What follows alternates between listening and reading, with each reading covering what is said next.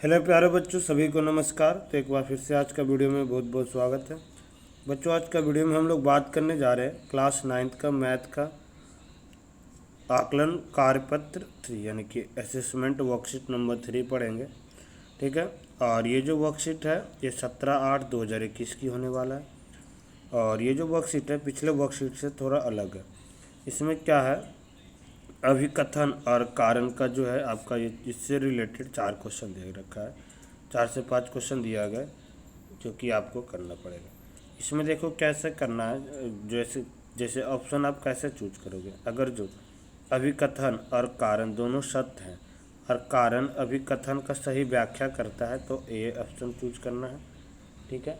यानी कि अभिकथन और कारक दोनों सही है और उसका सही व्याख्या करता है तो ए ऑप्शन चूज करोगे। ओके। और अगर जो अभिकथन और कारण दोनों सही है लेकिन कारण अभिकथन का सही व्याख्या नहीं कर रहा है, मतलब जो कारण दिया गया है वो पहले अभिकथन जो दिया है उसका वो सही रीजन नहीं होगा, उसी का सही से एक्सप्लेन नहीं करेगा, तो आप बी ऑप्शन पे टिक करोगे। सी ऑप्शन कब करोगे, जब अभिकथन सही हो लेकिन कारण गलत है। अभिकथन जो है वो सही होगा लेकिन कारण गलत है, तब आप सी ऑप्शन टिक करना।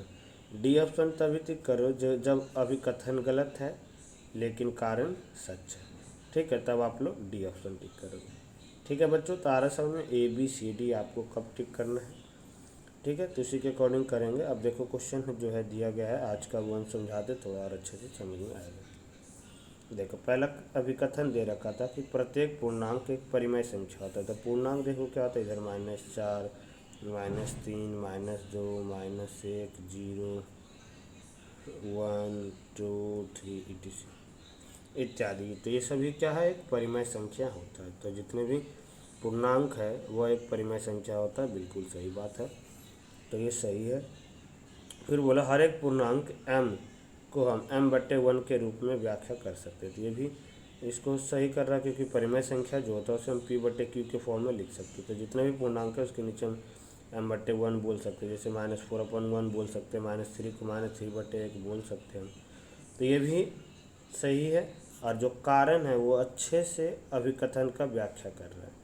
ठीक है, तो ए ऑप्शन सही होगा। जब बताए थे ना, जब कारण और अभिकथन दोनों सही है और कारण अभिकथन का सही से व्याख्या करे तो ए ऑप्शन होगा। तो इसलिए ए ऑप्शन इसका सही होगा।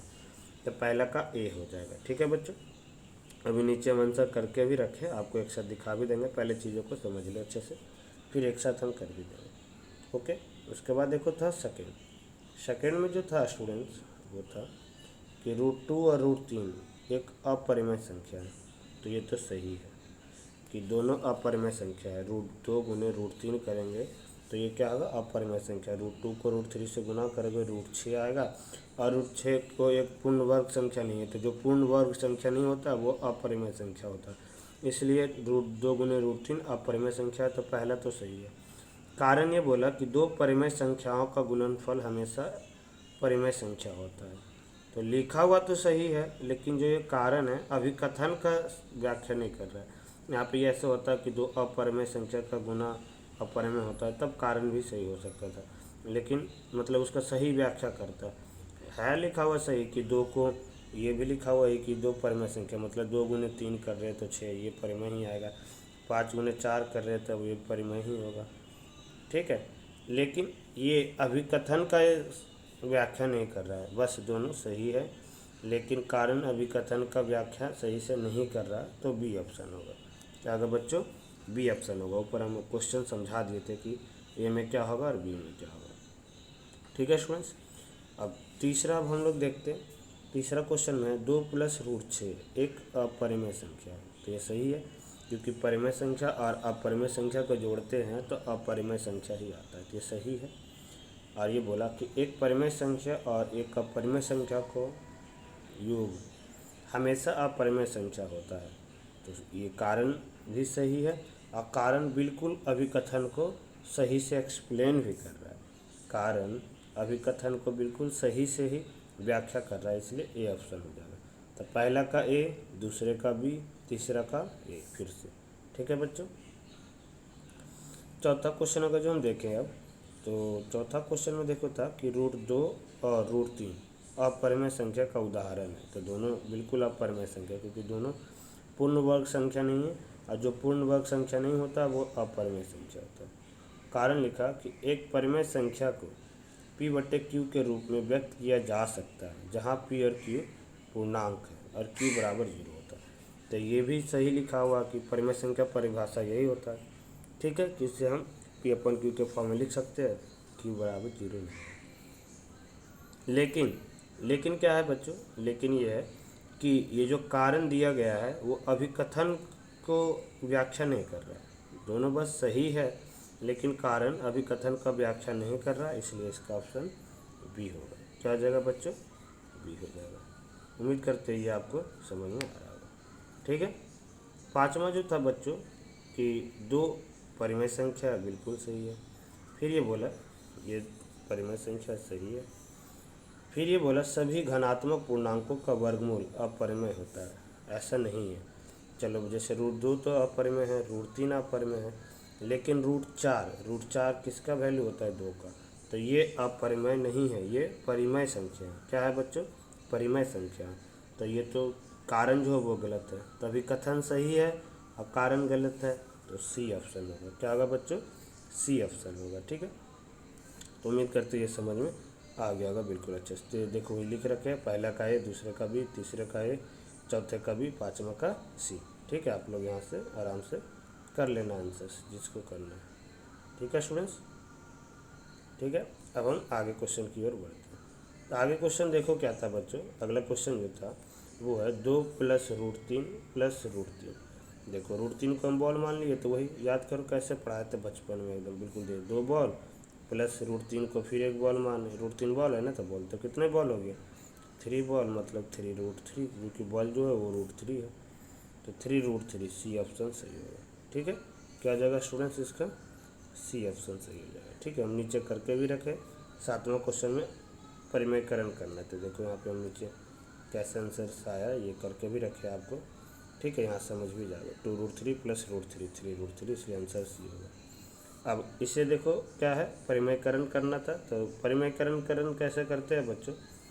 परिमेयकरण करते हैं कि जो भी नीचे हर में जो भी नंबर होता है उसको न्यूमरेटर और डिनोमिनेटर अंश हर दोनों में गुना करते हैं, साइन उल्टा करके। जैसे यहाँ पे माइनस है तो प्लस से करेंगे, √7 + 2 बटे में √7 + 2 से गुना करेंगे। तो एक को √7 + 2 से करेंगे तो ये आएगा √7 + 2, ठीक है। फिर √7 का स्क्वायर और इधर 2 का स्क्वायर, ठीक है। तो √7 का स्क्वायर यहाँ ऊपर तो देखो वही नंबर आएगा √7 + 2, और नीचे √7 का स्क्वायर तो 7 होगा और 2 का स्क्वायर 4, तो 7 में से 4 गया 3, तो इसका आंसर हो जाएगा √7 + 2 बटे में 3। तो इसलिए इसका आंसर क्या आ जाएगा? ए जो है वो सही होगा। 8वां का आंसर देखो, इसी में व्याख्या थोड़ा स्टेटमेंट दे रखा था, हम समझाते आपको क्या था कि एक परिमेय संख्या का दशमलव निरूपण नहीं हो सकता है। तो क्या नहीं हो सकता है? देखो, तो एक परिमेय संख्या क्या क्या हो सकता है आपको याद होगा। एक परिमेय संख्या शांत दशमलव हो सकता है या अनावाशनी आवर्ती हो सकता है, तो ये दोनों तो हो सकता है, ठीक है। तो ये अनावर्ती जो है यही नहीं हो सकता, तो इसका आंसर सी हो जाएगा।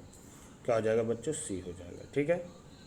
तो उम्मीद करते ये भी आपको अच्छे से समझ में आ रहा होगा, ठीक है, कि एक का परिमेय संख्या ये परिमेय संख्या नहीं हो सकता अनावाशनी अनावर्ती। जैसे 0.10101001 डॉट डॉट डॉट, ठीक है। बार बार नंबर अलग अलग भी आ रहा है, रिपीट भी नहीं कर रहा है, तो यही होगा। अब क्या होगा? ये परिमेय संख्या नहीं हो सकता, ये अपरिमेय संख्या होता है। तो इसमें ये पूछा कि किसी निरूपित परिमेय संख्या को नहीं कर सकते, तो सी ऑप्शन को नहीं करते, तो 8वां का सी सही हो गया। देखो 9th का था 0.123333 को परिमेय के रूप में व्यक्त कीजिए। तो देखो 0.12333 को क्या लिख सकते हैं? 0.123 पे बार। देखो एक तो अभी हम यहाँ पे शॉर्ट ट्रिक बता रहे कि कैसे सोल्व करोगे, बाकी हम नीचे पूरा एक्सप्लेन करके बता रखे हैं, जैसे आपको वर्कशीट में समझाए थे, ठीक है। कि पहले इसको x मान लो, 1 पे बार लगा हुआ है, 10 से गुना करो, फिर दोनों को घटाओ, ठीक है। ये सब हम अच्छे से करें। यहाँ पे हम शॉर्ट ट्रिक ये बता रहे ताकि आप लोग एग्जाम में उतना नहीं करके सीधा ऑप्शन सही से कर सको। जैसे देखो पहले 0.123333 था, तो इसे लिख दिए 1 2 3 पे बार। अब क्या करना है बच्चों, पहले जो भी नंबर लिखा हुआ वो ऊपर लिख लो 0 1 2 3, तो आगे तो 0 का वैल्यू नहीं होता। फिर जिस पे बार नहीं लगा हुआ उसको इससे माइनस कर दो, तो 3 में से 2 गया 1, 2 में से 1 गया 1, तो 111 आ गया। तब यहाँ पे तो लिखेंगे 111, और जितने पे बार लगा हुआ है उतने बार 9 लिखना है। एक पे बार लगा हुआ है तो एक बार 9 आएगा। उसके बाद अब क्या होगा, अब क्या होगा स्टूडेंट्स कि डेसिमल के बाद कितने ऐसे डिजिट है जिस पे बार नहीं है, 2 डिजिट है, जिस पे बार नहीं है तो 2 जीरो लगा देंगे नीचे, तो 111/9 से आंसर आएगा, आंसर सी हो जाएगा। देखो नहीं समझ में आ रहा शॉर्ट ट्रिक, थोड़ा वीडियो को 2 बार देखना, अच्छे से समझ में जरूर आएगा। ठीक है, सी होगा। थोड़ा कैसे आया सी देखो, एकदम डायरेक्ट बता दिए, यहाँ से करके भी बता रहे आपको सी कैसे आया। पहले देखो मैक्स मान लिए जो क्वेश्चन में दिया हुआ था, एक पे बार लगा हुआ था 10 से गुना, नहीं आ रहा शॉर्ट ट्रिक समझ में, ऐसे करना। एक पे बार लगा हुआ था तो 10 से गुना करेगा, था 10x = 1.23 3 पे बार। अब क्या करते हैं, दोनों को माइनस करते हैं, तो यहाँ वही लिख रखे सेकंड माइनस फर्स्ट बिगेट, यानी कि दूसरे में को पहले से घटाने पर। ठीक है, इस तरह से आप लोग लिख लेना। तो 10 में से x जाएगा 9x, और बाकी देखो यहाँ पे वही चीज़ आया 9x = 1.11। अब इसको इधर लाएंगे तो ये 1.11 बटे में 9 होगा, 10 घटाया 2 डिजिट था, 2 जीरो आ गया, यही आंसर हो गया इसका। ठीक है, तो ये आंसर हो गया। तो उम्मीद करते हैं समझ में आ रहा होगा। अगला क्वेश्चन और बिल्कुल आसान है, आपको हल करना है। 2 + √3 ब्रैकेट में 3√3 - 5। तो एक बार हम क्या करेंगे, एक बार 2 को हम गुना करेंगे ये पूरे से, एक बार √3 को गुना करेंगे ये पूरे से। तो 2 को 3 से गुना करेंगे 2 3 जा 6, 2 को तो 6 √3 आएगा, 2 को 5 से करेंगे -10, √3 को 3 √3 से करेंगे तो 3 3 जा, √3 को √3 से करेंगे 3, तो 3 3 जा 9, और √3 को -5 से करेंगे -5 √3। अब आप लोग देख पा रहे होंगे स्टूडेंट्स